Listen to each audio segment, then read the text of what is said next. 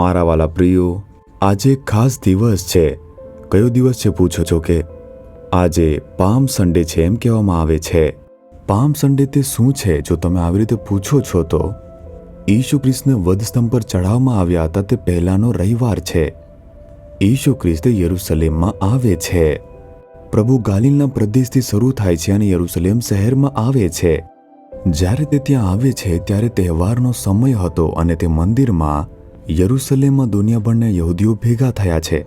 તેઓએ ઈસુ વિશે ઘણું સાંભળ્યું છે. શું પ્રભુ માણસ તરીકે પૃથ્વી પર આવ્યા છે? કેટલાક કહે છે તે એક પ્રબોધક છે. તે મહાન ચમત્કારો કરી રહ્યા છે, ચિહ્નો કરી રહ્યા છે. જ્યારે તેઓએ આ વિશે સાંભળ્યું ત્યારે તેઓ જોવા માટે ઉત્સુક હતા. તે સમયે રોમનો તેમના ઉપર શાસન કરી રહ્યા હતા. રોમનોને હાંકી કાઢવો જોઈએ, આપણને આઝાદી મળવી જોઈએ. એક એવો સમય જ્યારે તેઓ સ્વતંત્રતા માટે ઝંખતા હતા.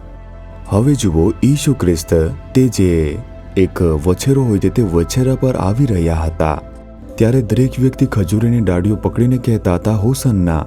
જુઓ, યોહાન 12 અધ્યાયના 13મા વચનમાં હોસાના, પ્રભુને નામે ઇઝરાયેલના જે રાજા આવે છે તેમને ધન્ય છે. આમ લોકો પુકારીને કહેતા હતા કે ઇઝરાયેલના રાજા પ્રભુ ઈસુને સ્વીકાર્યા છે.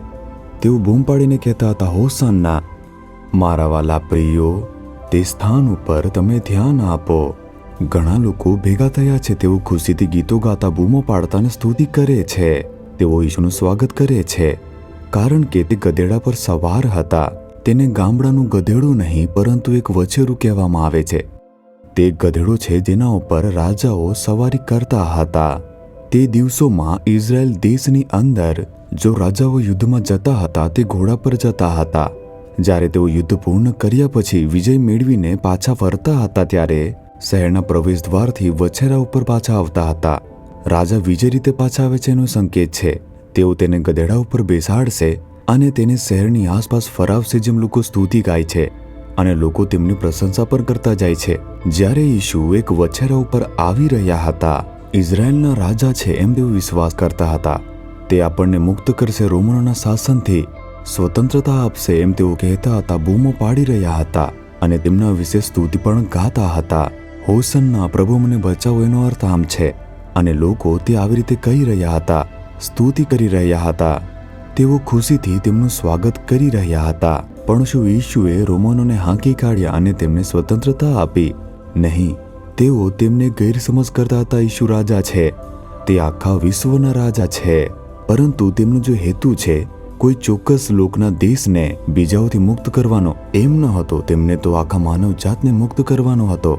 વિશ્વના જેટલા પણ માનવ જાત છે તેમને શેતાનના હાથમાંથી મુક્ત કરવા માટે ઈસુ આવ્યા હતા. તેમણે શેતાનને હરાવવા માટે, જેમણે લોકોને પાપ, શ્રાપ અને રોગથી અને ભયથી ગુલામ બનાવ્યા હતા, તેના કાર્યનો નાશ કરવા માટે અને માનવ જાતને મુક્ત કરવા માટે ઈસુ રાજા તરીકે આવ્યા હતા.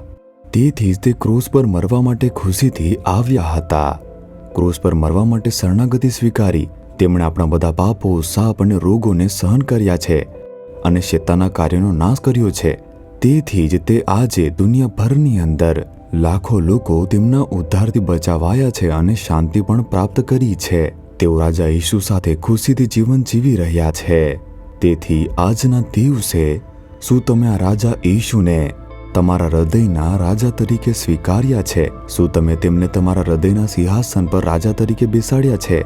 તમે તમારા હૃદયમાં સ્વીકારો છો, તેમને હૃદયનો રાજા તરીકે બનાવો છો.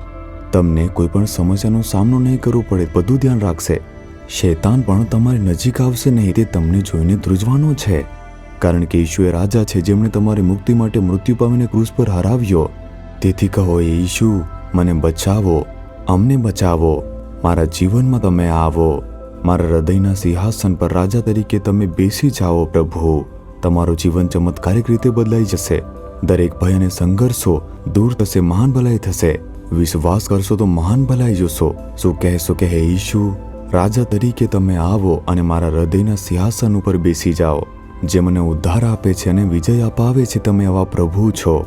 એક પ્રભુ જે મને સંપૂર્ણ સ્વતંત્રતા આપે છે, જે મને બધી જ પ્રકારની ગુલામીમાંથી મુક્ત કરે છે, ખુશ કરે છે, એવા પ્રભુ છો.